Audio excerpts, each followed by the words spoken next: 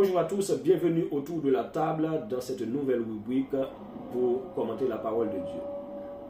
Ce matin, le Saint-Esprit veut encourager quelqu'un à travers ce verset que nous trouvons dans Proverbes chapitre 24, le verset 16. Ce texte qui nous dit « Car 7 fois le juste tombe et il se relève ». Le texte nous parle du juste, les personnes qui ont été justifiées en Jésus-Christ. Ce verset nous parle de ces justes qui ont la capacité de tomber. Ce verset nous présente le juste comme quelqu'un qui n'a pas forcément atteint la perfection, mais quelqu'un qui est persévérant. La Bible nous présente le juste comme étant quelqu'un qui a la capacité de tomber dans le péché. Mais quand le juste, il tombe dans le péché, il ne tombe pas dans le péché pour nager dans le péché. Il tombe dans le péché et il décide de ne pas se laisser noyer dans le péché. Il décide de ne pas se noyer dans le péché. Il décide de se relever. Voilà pourquoi ce qui différencie le juste des autres, c'est sa capacité à se relever après chaque chute. Voilà pourquoi ce matin, je ne sais pas si tu es tombé dans le péché. Je ne sais pas si tu es en train de nager dans le péché. Je ne sais pas si tu es en train de noyer dans le péché. Que tu sois dans le péché en train de nager ou de noyer, la parole de Dieu t'invite à te relever. Parce que tu es injuste. Tu ne peux pas rester dans le péché. Le chrétien ne doit pas aller chercher le péché. Le chrétien doit tout faire pour éviter le péché. Le chrétien ne doit pas mener une vie de péché.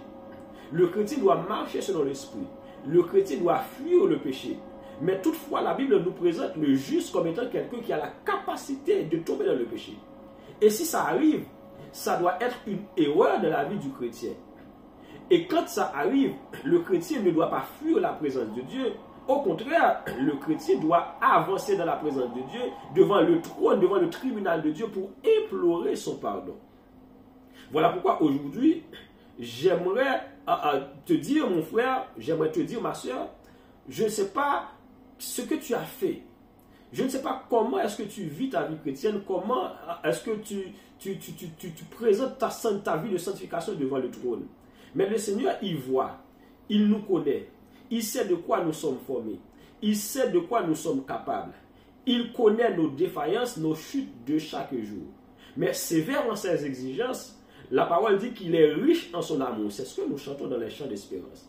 Alors s'il est riche dans son amour, il a la capacité, il nous attend avec les bras ouverts, parce que si nous confessons nos péchés, il est fidèle et juste pour nous les pardonner et nous purifier de toute iniquité. Maintenant, qu'est-ce que tu attends? Pourquoi est-ce que tu décides de rester dans le péché? Pourquoi est-ce que tu es en train de nager dans le péché? Parce que le péché est devenu une seconde nature, le péché est devenu normal. Je t'invite aujourd'hui à te relever. À te relever parce que tu es juste. Jésus n'est pas là pour te condamner. Jésus n'est pas là pour te lapider. S'il n'a pas lapidé la femme samaritaine, il ne va pas te lapider.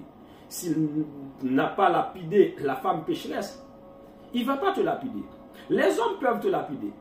Parfois, quand nous vivons des situations difficiles ou quand nous tombons dans le péché, nous avons toujours des hommes qui sont là pour nous calomnier. Des personnes qui sont là pour nous marcher dessus. Mais toutefois, nous ne devons pas nous laisser abattre. Parce qu'il y a une porte qu'on appelle la porte de la repentance. Et la Bible dit, si nous confessons nos péchés, il est fidèle et juste pour nous les pardonner. Bien aimé, nous devons éviter le péché. Nous devons éviter de tomber dans le péché. Jusqu'à nager dans le péché. Nous devons éviter, nous devons fuir le péché.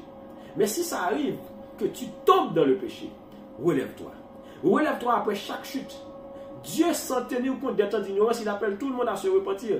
Mais aussi, il y a le temps de l'ignorance, il y a aussi le temps de la conscience. Si vous êtes dans le temps de la conscience et que vous êtes en train de commettre des choses contre la volonté de Dieu, il est temps de vous repentir. Le Seigneur, il vous attend avec les bras ouverts. 7 fois le juste tombe et il se relève. Qui n'a jamais péché? Qui n'a jamais péché? Qui n'a jamais tombé? Qui n'a jamais commis de péché? Pourtant, nous sommes des justes. Tu es juste, tu as la capacité de tomber, mais ne reste pas au sol. Relève-toi, et avance. Règle le problème avec ton père et il va t'accueillir comme l'enfant prodigue que tu es. Et il va t'ouvrir les portes de sa maison. Il va t'ouvrir les portes du royaume. Et que le Seigneur vous bénisse abondamment.